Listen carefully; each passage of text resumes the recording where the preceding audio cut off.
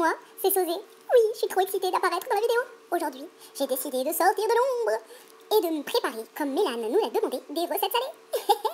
Alors, ma commis va vous montrer plein d'idées de recettes de bruschetta. Suivez-moi, c'est en cuisine que ça se passe. Bon, par contre, on va lui demander de se laver les mains. Payette, tu t'es lavé les mains? Oui, chef, c'est bon. Bon, eh ben écoutez, j'ai envie de vous dire qu'il n'y a plus qu'à. C'est parti. La la la. Je me mets à mon poste pour bien la surveiller, très important. Bonjour à tous. Alors aujourd'hui, comme son titre l'indique et comme mon chef cuistot vous l'a annoncé tout à l'heure, nous allons faire des bruschettas. Alors c'est pas du tout une recette puisque encore une fois c'est comme avec la pâte feuilletée, c'est déclinable à souhait. Vous pouvez la faire végétarienne, pimentée, pas pimentée, halal, cachère, tout ce que vous voulez. C'est vraiment, moi je vous donne les 5 recettes, les 5 bruschettas que je fais le plus souvent. Après, à vous d'arranger tout ça à votre sauce, j'ai envie de vous dire. Donc, voilà, là vous voyez tout ce que j'ai préparé pour mes bruschettas. Et puis, on va tout assembler ensemble, j'ai envie de vous dire. On y va pour la première. Alors, pour faire la première bruschetta, vous aurez besoin d'une grande tranche de pain. Moi j'ai acheté un grand pavé comme ça fait des tranches, enfin celles du milieu sont assez grandes et donc ça permet de faire de grandes tartines que je viens de passer à mon four 5 minutes minimum. Ensuite, comme elle va être épicée, je vais ajouter donc ce qui est une compotée de poivrons rouges avec du concentré de tomates et de la sauce chili. Voilà, de la sauce chili que vous trouvez dans n'importe quel supermarché asiatique. Donc on va assembler tout ça. Je prends ma tartine qui est croustillante dessus et moelleuse à l'intérieur.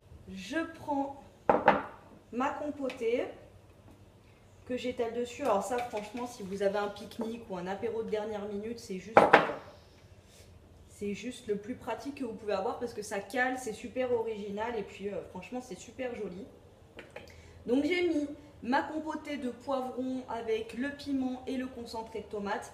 Et sur le dessus, alors encore une fois, c'est ce que je fais moi, après vous faites bien ce que vous voulez, je mets une chiffonnade de jambon cru.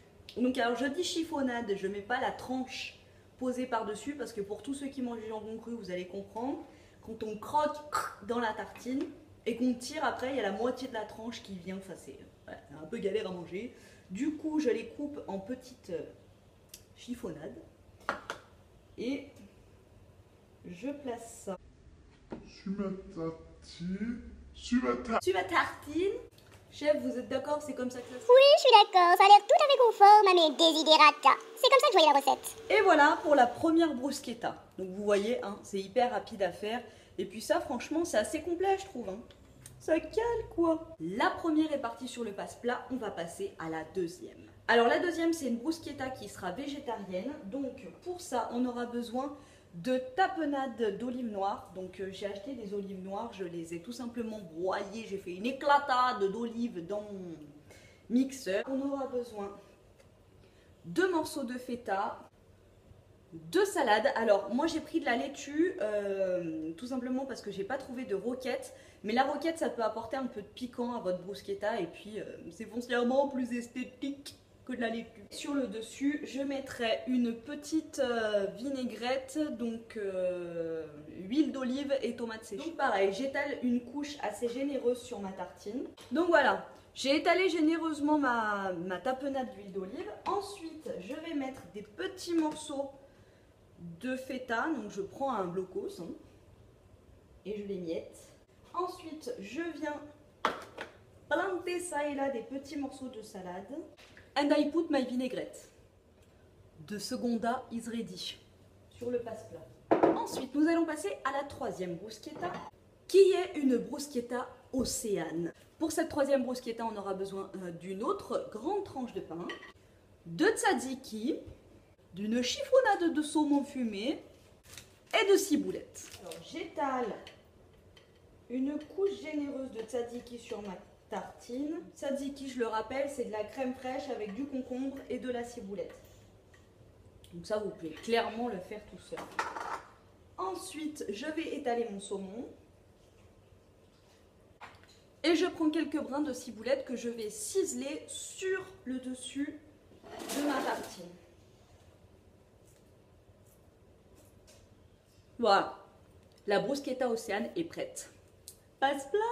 Ensuite, on va passer à la quatrième bruschetta, l'avant-dernière, qui est aussi une bruschetta épicée parce que parfois dans les apéros, on a envie d'épicer. Alors, pour celle-là, j'aurai besoin, je prends tout simplement la sauce, vous savez, pour les chips mexicains, là, la sauce mexicaine épicée, parce que je trouve qu'avec une tartine de pain, c'est un peu moins gras qu'avec des chips, voilà, et ça passe tout aussi bien. Et je vais mettre avec des petits dés de blanc de poulet. C'est trop bon. Bien entendu, je prends ma tranche de pain. Celle-ci, faites attention que les enfants tombent pas dessus. Ce serait cool. Et voilà, ma bruschetta mexicaine est terminée. Passe plat. Et la dernière, mais qui n'est pas des moindres, parce qu'il faut bien les nourrir, les petits enfants.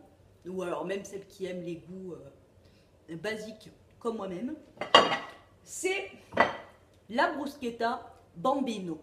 Oui, je l'ai intitulée. Donc là, on prend une autre tranche de pain. Et là, j'ai fait un mélange de concentré de tomate et de kiri. Donc j'ai mis 2 carrés de kiri avec 2 cuillères à soupe de concentré de tomate. Et on étale. Je rajoute ensuite une tranche de blanc de poulet aux fines herbes. Vous pouvez mettre du jambon ou du poulet, je vous dis ça, vous déclinez.